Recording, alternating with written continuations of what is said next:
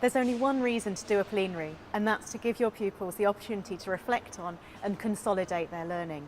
A good plenary is a good plenary, whether it's in maths or literacy, in a primary school or a secondary school. So what are the ingredients for a good plenary? Well, the absolute essential one is it must involve pupils in thinking. But apart from that, here's a series of questions you can ask yourself. Are your pupils actively engaged?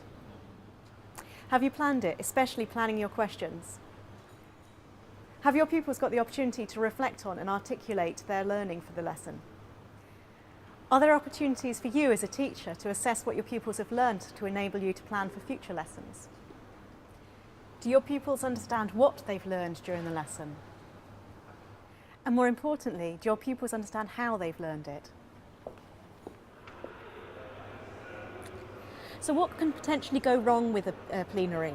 Well, you could run out of time. And ways to deal with that, one way is to set up the plenary question at the beginning of the lesson. The kids then won't let you forget it. Or you can make sure that mentally you think of the packing away of equipment as part of the main part of the lesson, not the plenary. You also have the risk of getting low-level responses or the teacher doing all the thinking. That's because the thinking you're expecting the pupils to do is hard, and you need to design tasks and offer them support to help them to do that thinking. But when you get into the lesson, pupil behaviour can mean that even the best planned lessons go wrong. So what can you do then? Well, the first thing is to be flexible, be prepared to adapt to what's going on in the classroom. Give the pupils warning that the plenary is coming so that you can head off some poor behaviour. And give the pupils some control by asking them challenging questions. And if you're brave enough, you could even give your pupils the opportunity to reflect and comment on why they're not focused. So here are some examples of practical strategies that you can use for your plenaries in the classroom. So you can get the pupils working to summarise their learning. You could get them working in groups or as a whole class to write a single sentence that sums up what they've learned during the lesson. Or you could get them writing 5 golden rules or top tips or important things from the lesson that they've learned today. You can also revisit the learning objectives.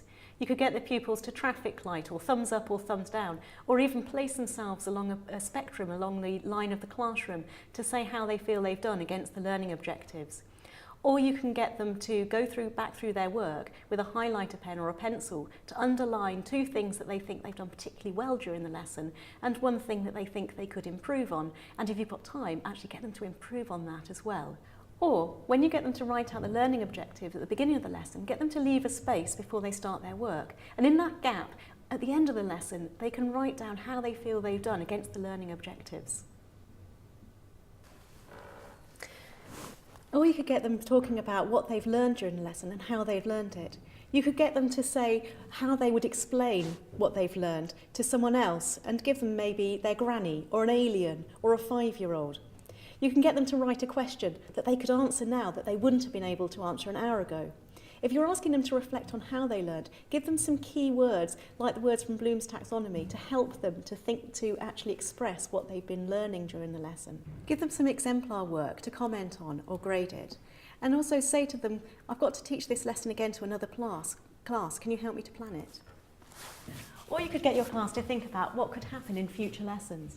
You could use phone a friend. Get them to write 3 killer questions that they would like to ask someone about what you've been doing today. Or you could get them to think about how to make the topic harder. Or you could get them to write your next lesson's learning objective.